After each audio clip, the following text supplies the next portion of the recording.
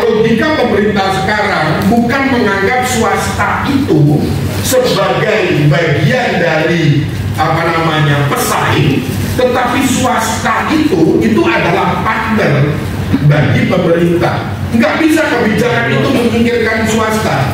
Kalau swasta itu, Bapak Ibu, kemudian mogok, bubar kok pendidikan Indonesia ini. Mogok ya, saya mau Muhammadiyah, Bumi dan macam-macam itu, wes minggu ini, sebulan ini, gitu, KPKP gurunya, gak ngajar, anak-anak kelelehan, terserah gue yang mogok. Aku bubar kok pendidikan.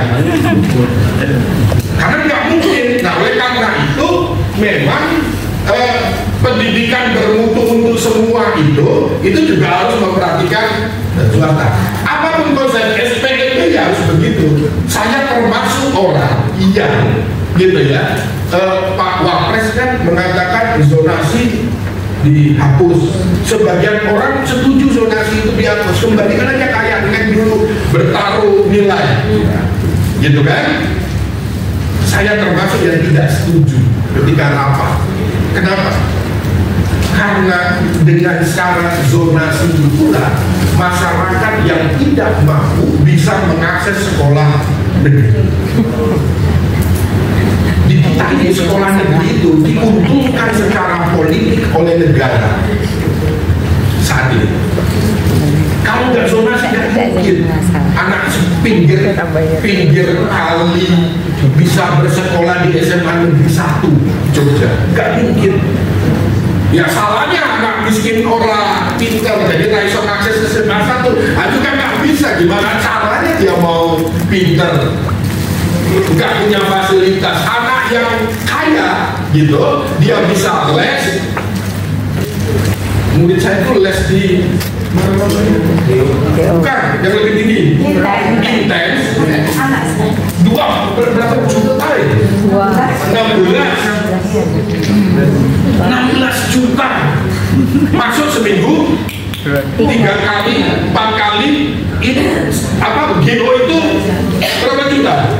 8 juta masuk seminggu 3 kali. Bayar sekolahan enggak. Yang celaka lagi soal yang ada di intens, soal yang ada di GO itu dibawa ke sekolahan kan karo guru deh. Wah, saya berkali-kali menerima itu. Pak, ini orang soal sekop GO Pak, saya nggak bisa. Lah kok wale kudune soal sekop gue telepon karo GO. Sekolah GO tapi tangan guru ya kan akhirnya tetap jawab. Masa guru aja jawab telepon di situ.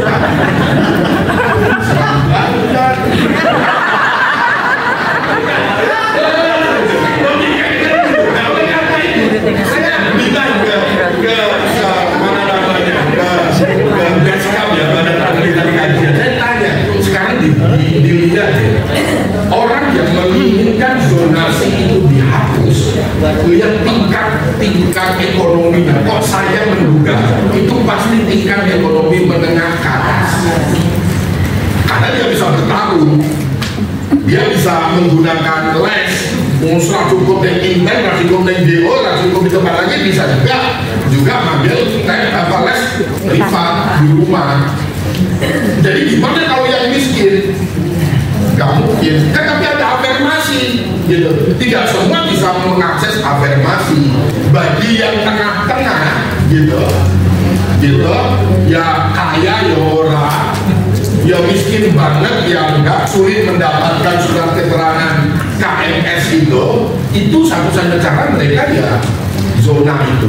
Walaupun sekarang namanya domisili itu tidak lagi 50% tapi diturunkan menjadi 30%, jalur prestasi yang 15% dinaikkan menjadi 30%. Jadi ya inilah ya ada win-win solution begitu. Tapi kalau DIY nggak perlu ribut tentang ini, karena sekarang diperbolehkan walaupun domisili menggunakan nilai ASPD, jadi tidak dianggap sebagai pembangkang lagi.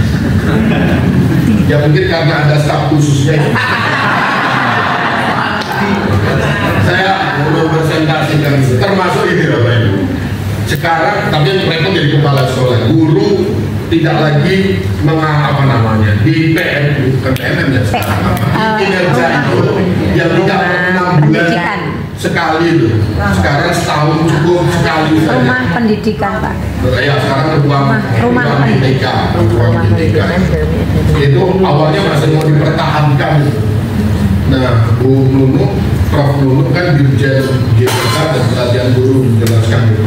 Dan bagus, memang konsepnya luar biasa. Dan kita ini memang konsepnya bagus terus. Konsepnya.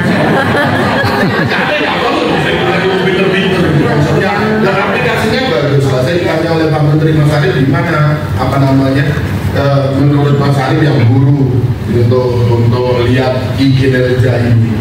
Saya bilang izin Pak Menteri, boleh nggak saya menampilkan akun saya di belajar.id yang bisa masuk PNM itu.